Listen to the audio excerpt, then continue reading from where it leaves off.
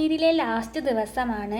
ദാൽ ലേക്കിൻ്റെ മുന്നിലുള്ള ഹോം സ്റ്റേയിൽ താമസിക്കുന്നത് കൊണ്ട് എന്നും രാവിലെ ദാൽ തടാകത്തിൻ്റെ ഭംഗി കണ്ടാണ് കേട്ടോ കാശ്മീരിലെ ഇത്രയും ദിവസവും തുടങ്ങിയിരുന്നതും അവസാനിച്ചിരുന്നതും.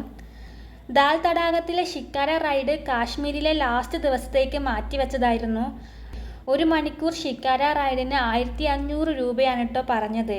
അവസാനം ബാർഗെയിൻ ചെയ്ത് 250 രൂപയാക്കി. അങ്ങനെ ഷിക്കാര റൈഡ് തുടങ്ങി. ആദ്യം ചെറുതായിട്ടൊന്ന് പേടിച്ചു കേട്ടോ, കാരണം ഇതൊരു സൈഡിലേക്ക് ചെരിഞ്ഞു പോകുന്നുണ്ടായിരുന്നു. കാശ്മീരിലെ ഏറ്റവും വലിയ 2ാമത്തെ തടാകമാണ് ദാൽ ലേക്ക്. ഇതിന് ചുറ്റുവട്ടത്തുള്ളവരെല്ലാം തന്നെ ഷിക്കാര റൈഡും ഹോം സ്റ്റേയും എല്ലാം ചെയ്ത് ജീവിക്കുന്നവരാണ്. ടൂറിസം തന്നെയാണ് കേട്ടോ ഇവരുടെ മെയിൻ വരുമാന മാർഗം. ഇവർക്ക് അത്യാവശ്യം മലയാളം മനസ്സിലാവൂ കേട്ടോ. ഇവിടെ വന്നു പോകുന്ന മലയാളികൾ അത്യാവശ്യം വാക്കുകളെല്ലാം പഠിപ്പിച്ചിട്ടാണ് പോകുന്നത്. കേരളത്തിൽ നിന്നുമാണെന്ന് പറഞ്ഞപ്പോൾ മലപ്പുറത്ത് നിന്നുമാണോ എന്ന് അവരെടുത്തു ചോദിക്കുന്നുണ്ടായിരുന്നു. മലപ്പുറത്ത് നിന്നുമാണ് കൂടുതൽ മലയാളികൾ വരാറും അതുപോലെ ബാർഗെയിൻ ചെയ്ത് റേറ്റ് കുറയ്ക്കാറും എന്നാണ് അവർ പറഞ്ഞത്. ദാൽ ലേക്കിലെ ഫ്ലോട്ടിംഗ് മാർക്കറ്റ് മറ്റൊരു ആകർഷണമാണ്. പുറത്തെ മാർക്കറ്റിൽ കിട്ടുന്നതെല്ലാം തന്നെ നമുക്ക് ഈ തടാകത്തിൽ കിട്ടും. ചായക്കട മുതൽ വസ്ത്രശാല വരെ ഈ തടാകത്തിലുണ്ട്. ഇടയ്ക്ക് വെച്ച് മഴ നല്ല ശക്തിയിൽ പെയ്യുന്നുണ്ടായിരുന്നു. മഴ ആസ്വദിച്ചുള്ള ഈ ഒരു യാത്ര നല്ലൊരു അനുഭവമായിരുന്നു കേട്ടോ. കാശ്മീരിൽ വന്ന ഫസ്റ്റ് ദിവസമാണ് എനിക്ക് ഓർമ്മ വന്നത്. അന്നും മഴയായിരുന്നു. അന്ന് ഞാൻ കണ്ടുമുട്ടിയ ആളുകളെല്ലാം തന്നെ പിറ്റേന്ന് തിരിച്ചു പോയിട്ടോ, മഴയത്ത് എങ്ങനെ കാഴ്ചകൾ കാണുമെന്ന് പറഞ്ഞ്. പക്ഷേ എനിക്കത് പറ്റില്ലായിരുന്നു. കാരണം ഒരുപാട് ആഗ്രഹിച്ച് ഇല്ലാത്ത ലീവ് ഉണ്ടാക്കിയാണ് ഞാൻ ഇത്രയും ദൂരം, അതും ടിക്കറ്റ് അവൈലബിൾ അല്ലാത്തത് കൊണ്ട് ജനറൽ കമ്പാർട്ട്മെൻറ്റിലാണ് ഞാൻ വന്നത്. പക്ഷേ അതൊന്നും വെറുതെ ആയില്ല. മനസ്സിൽ ഓർമ്മിക്കാൻ ഒരുപാട് നല്ല കാഴ്ചകൾ ഈ കാശ്മീർ യാത്ര എനിക്ക് സമ്മാനിച്ചു.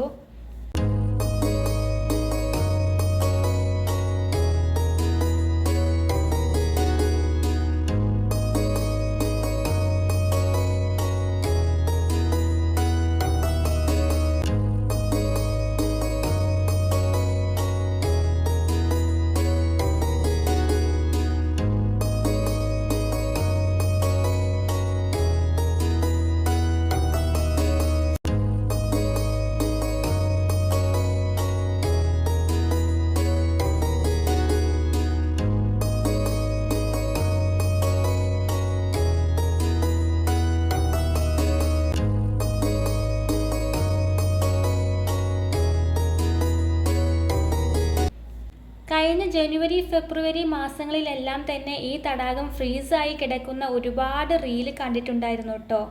അന്ന് റീൽസിൽ കണ്ട തടാകത്തിലൂടെയാണ് ഞാൻ റിയലായിട്ട് പോയിക്കൊണ്ടിരിക്കുന്നത്. പക്ഷേ ഫ്രീസല്ല, സാധാ പോലെയാണ് കേട്ടോ ഉള്ളത്. ശ്രീനഗറിൽ ഇപ്പോൾ അത്ര തണുപ്പില്ല. ഡിസംബർ മുതൽ ഫെബ്രുവരി വരെയാണ് ഇവിടെയും ഗുൽമർഗിലെയും സോനാമർഗിലെയും പെഹൽഗാമിലെയും എല്ലാം പോലെ മഞ്ഞു പെയ്യുന്ന സമയം. എന്തായാലും ഇപ്പോൾ ശ്രീനഗറിൽ മഴക്കാലമാണ്. വന്ന അന്നു മുതൽ ഇടവിട്ട് മഴയുണ്ട് കേട്ടോ. വലിയ ശക്തമായ കാറ്റും മഴയും ഒന്നുമല്ല, ചാറ്റൽ മഴയാണ്. പിന്നെ രാവിലെയൊക്കെ നല്ല രീതിയിൽ കോടയുണ്ട് കേട്ടോ. പിന്നെ ഞാൻ കുറച്ച് ഫോട്ടോസ് എടുത്തു. 4 ഫോട്ടോയ്ക്ക് 100 രൂപയാണ്. പരമ്പരാഗത രീതിയിലുള്ള ഫോട്ടോ എടുപ്പാണ്. കുടവും പൂക്കളും പിടിച്ചിട്ടുള്ള ഫോട്ടോസാണ് കേട്ടോ എടുക്കുന്നത്. പിന്നെ വേണമെങ്കിൽ കാശ്മീരി പരമ്പരാഗത ഡ്രസ്സും ഇട്ട് നമുക്ക് ഫോട്ടോസ് എടുക്കാം. ഡ്രസ്സെല്ലാം അവരുടെ കയ്യിലുണ്ടാവും കേട്ടോ. ഞാൻ ഡ്രസ്സ് എടുത്തില്ല, പകരം പൂക്കളും കുടവും പങ്കായവും എല്ലാം പിടിച്ച് ഒരു ടിപ്പിക്കൽ കാശ്മീരി ഫോട്ടോസാണ് എടുത്തത്. കാശ്മീരിൽ വന്നിട്ട് പഠിച്ചൊരു പാഠം എന്തിനും ഏതിനും ബാർഗെയിൻ ചെയ്യണം എന്നുള്ളതാണ്. പൊതുവേ ഞാൻ അതിന് കുറച്ച് മടിയുള്ള കൂട്ടത്തിലാണ്. ഞാൻ അങ്ങനെ ബാർഗെയിൻ ഒന്നും ചെയ്യാറില്ല. പക്ഷെ ഇവിടെ നമുക്ക് അത് ഇല്ലാതെ പറ്റില്ല. ആദ്യം നല്ല റേറ്റാണ് ഇവർ പറയുന്നത്, പിന്നെ നമ്മൾ അത് കുറച്ച് കൊണ്ടുവരണം. അത്യാവശ്യം നല്ല സമയം അതിനു വേണ്ടി തന്നെ പോകുന്നുണ്ട് കേട്ടോ. കാശ്മീരിൽ ഒരു ലോ ബഡ്ജറ്റ് യാത്ര നടത്താൻ അത്ര എളുപ്പമല്ല. എത്ര ബാർഗെയിൻ ചെയ്താലും എവിടെയെല്ലാം പിടിച്ചാലും അത്യാവശ്യം ഒരു റേറ്റ് ആവും. ഞാൻ ഇതുവരെ നടത്തിയ യാത്രകളിൽ എനിക്ക് പൈസ കൂടുതൽ ചിലവായത് ഈ കാശ്മീർ യാത്രയിലാണ് കേട്ടോ. പക്ഷേ അത്രത്തോളം നമുക്ക് കാണാനും ഇവിടെ ഉണ്ട്. അങ്ങനെ ഷിക്കാര റൈഡ് കഴിഞ്ഞ് നേരെ പോകുന്നത് ഹസ്രത് ബാൽ മസ്ജിദ് കാണാനാണ്.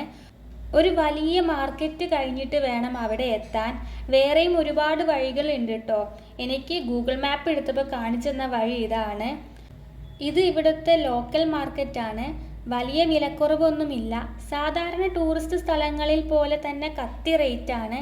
പിന്നെ സമയവും ബാർഗെയിൻ ചെയ്യാൻ കഴിവുമുണ്ടെങ്കിൽ ചെറിയ റേറ്റിന് സാധനങ്ങൾ വാങ്ങാം.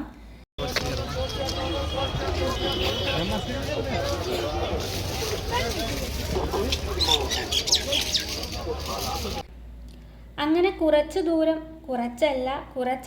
ദൂരം ഉണ്ടായിരുന്നു കേട്ടോ നടക്കാൻ. അങ്ങനെ മസ്ജിദിൻ്റെ അടുത്തെത്തി. ബാങ്ക് കൊടുക്കുന്ന സമയമായതുകൊണ്ട് അത്യാവശ്യം നല്ല തിരക്കായിരുന്നു കേട്ടോ.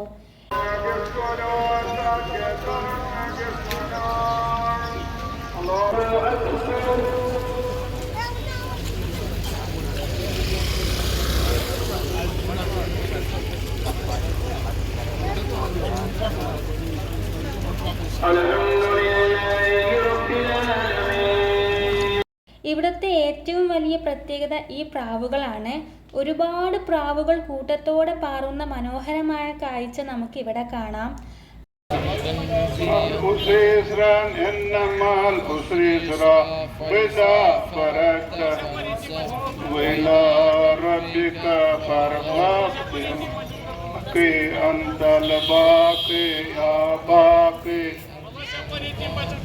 يا باقي أنت الباقي يا باقي يا باقي أنت الباقي يا حضرت شام يدين. പ്രാവിന് കൊടുക്കാനുള്ള ധാന്യങ്ങൾ ഇവിടെ കിട്ടും. ഞാനത് കുറച്ച് ഇട്ടുകൊടുത്തു. എനിക്ക് പ്രാവുകൾ പറക്കുന്നത് അടുത്തു നിന്ന് കാണണമെന്നുണ്ടായിരുന്നു. അപ്പോൾ നമ്മളിത് വലിച്ചെറിയുന്ന സമയത്ത് അവരത് കൊത്തിയെടുക്കാൻ വേണ്ടിയിട്ട് വരും. എന്നിട്ട് കൂട്ടത്തോടെ അങ്ങ് പാറുന്ന കാണാൻ നല്ല ഭംഗിയാണ് കേട്ടോ.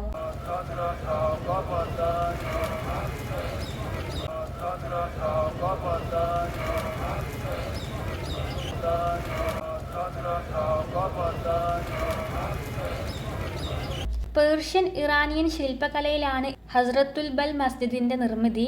ഇവിടെ മുഹമ്മദ് നബിയുടെ മുടി സൂക്ഷിക്കപ്പെടുന്നുണ്ട് എന്നാണ് പറയപ്പെടുന്നത്. ഏകദേശം AD 1635 മദീനയിൽ നിന്നും നബിയുടെ പരമ്പരയിൽപ്പെട്ട സയ്യിദ് അബ്ദുള്ള ആണ് ഈ മുടി കൊണ്ടുവന്നതെന്നാണ് വിശ്വാസം. അദ്ദേഹവും അദ്ദേഹത്തിൻ്റെ കാലശേഷം മകനും ഇത് സംരക്ഷിച്ചു. പിന്നീട് മുഗൾ സാമ്രാജ്യത്തിൻ്റെ പടയോട്ടത്തിൽ ഇത് സംരക്ഷിക്കാൻ സാധിക്കാതെ വന്നതും കാശ്മീരിലെ ഒരു വ്യവസായിയായ ഇഷായിക്ക് ഇത് കൈമാറി. തുടർന്ന് മുഗൾ ഭരണാധികാരിയായ ഔറംഗസീബ് അവിടെ വന്ന് ഇത് കൈക്കലാക്കുകയും ഇഷായിയെ തുറങ്കലിൽ അടയ്ക്കുകയും അജ്മീറിലെ ദർഗയിൽ സൂക്ഷിക്കുകയും ചെയ്തു. എന്നാൽ ഇതിൽ കുറ്റബോധം തോന്നിയ ഔറംഗസീബ് ഇഷായിയെ കണ്ട് ഇത് കൈമാറാൻ തീരുമാനിച്ചുവെങ്കിലും അദ്ദേഹം തുറങ്കലിൽ വെച്ച് മരണപ്പെട്ടിട്ടുണ്ടായിരുന്നു. അതുകൊണ്ട് അദ്ദേഹത്തിൻ്റെ മകൾക്ക് ഇത് കൈമാറി. പിന്നീട് അത് കാശ്മീരിയിലെ ഹസ്രത് ബാൽ മസ്ജിദിൽ സൂക്ഷിച്ചു. ഈ കഥയ്ക്കാണ് കൂടുതൽ പ്രചാരമെങ്കിലും ഇതിനോടനുബന്ധിച്ച് ഒരുപാട് കഥകൾ വേറെയുമുണ്ട്. മുഹമ്മദ് നബിയുടെയും അദ്ദേഹത്തിൻ്റെ അനുചാരികളുടെയും ജന്മദിനത്തിലാണ് ഇത് പൊതുജനത്തിന് മുന്നിൽ പ്രദർശിപ്പിക്കുന്നത്. ഹസ്രത്ത് എന്ന വാക്കിൻ്റെ അർത്ഥം പവിത്രമായത് എന്നാണ് കേട്ടോ. ബാൽ എന്നാൽ കാശ്മീരിൽ സ്ഥലമെന്നും ഉറുദുവിൽ മുടി എന്നുമാണ് അർത്ഥം വരുന്നത്. ഹസ്രത് ബാൽ എന്ന് പറയുമ്പോൾ പവിത്രമായ സ്ഥലം അല്ലെങ്കിൽ പവിത്രമായ മുടി എന്നൊക്കെയാണ് കേട്ടോ അർത്ഥം. ഇവിടെ നിന്നും വളരെയധികം ഫേമസ് ആയ മൂൺലൈറ്റ് വാൾനട്ട് ഫഡ്ജിലേക്ക് 5 മിനിറ്റ് നടക്കാനുള്ള ദൂരമേ ഉള്ളൂ. ഞാൻ ഗൂഗിൾ മാപ്പിൽ നോക്കിയിട്ടും ഓരോരുത്തരോട് ചോദിച്ചിട്ടും അവിടേക്ക് നടക്കുകയാണ് കേട്ടോ. കാശ്മീരിലേക്ക് പോകുന്നുണ്ടെന്ന് പറഞ്ഞപ്പോൾ തന്നെ വീട്ടിൽ നിന്നും അനിയത്തിമാർ വിളിച്ചു പറഞ്ഞത് ഈ സാധനം അവർക്ക് വാങ്ങിക്കൊടുത്ത് അയക്കണമെന്നാണ്. കാരണം സോഷ്യൽ മീഡിയയിലെല്ലാം അത്രത്തോളം ഹൈപ്പുള്ളൊരു സ്വീറ്റാണിത്. അപ്പോൾ പോകുന്ന വഴിക്ക് ചെറുതായിട്ട് മഴ ചാറുന്നുണ്ടായിരുന്നു കേട്ടോ. അങ്ങനെ ഇടയ്ക്കൊന്ന് ചെറുതായിട്ട് വഴി തെറ്റിയെങ്കിലും അവിടെ എത്തി. ഇതാണ് കാശ്മീരിലെ ഫേമസ് വാൾനട്ട് ഫഡ്ജ് കിട്ടുന്ന മൂൺലൈറ്റ് ഷോപ്പ്. ഇതുകൂടാതെ വേറെ 2 ഷോപ്പ് കൂടി ഇവർക്കുണ്ട് കേട്ടോ. 70 രൂപയാണ് ഒരു പീസ് വാൾനട്ട് ഫഡ്ജിന് വരുന്നത്. അപ്പോൾ ഞാൻ ഇതിൻ്റെ ചെറിയൊരു കഷ്ണം വാങ്ങി ടേസ്റ്റ് അറിയാൻ വേണ്ടിയിട്ട്. ചെറിയൊരു കഷ്ണം കഴിക്കുമ്പോൾ തന്നെ തലയ്ക്ക് മത്ത് പിടിക്കുന്നുണ്ട് കേട്ടോ. ഞാൻ നന്നായിട്ട് മധുരം കഴിക്കുന്ന ഒരാളാണ്. പക്ഷേ ഇതിനൊരു മന്ദിപ്പിക്കുന്ന മധുരവും രുചിയുമാണ് കേട്ടോ. എനിക്ക് പിന്നെ വാൾനട്ട് അത്ര ഇഷ്ടമല്ല. അതുകൊണ്ടായിരിക്കാം എനിക്ക് ഈ സ്വീറ്റ് അത്രയ്ക്ക് അങ്ങോട്ട് ഇഷ്ടമായില്ല. അതുകൊണ്ട് ഞാൻ എനിക്ക് വാങ്ങിയില്ല കേട്ടോ. പകരം നാട്ടിലേക്കുള്ളത് മാത്രമേ വാങ്ങിയുള്ളൂ. എല്ലാ ദിവസവും നാട്ടിൽ നിന്ന് വിളിച്ച് ഓർമ്മിപ്പിക്കുമായിരുന്നു കേട്ടോ ഇത് വാങ്ങാൻ.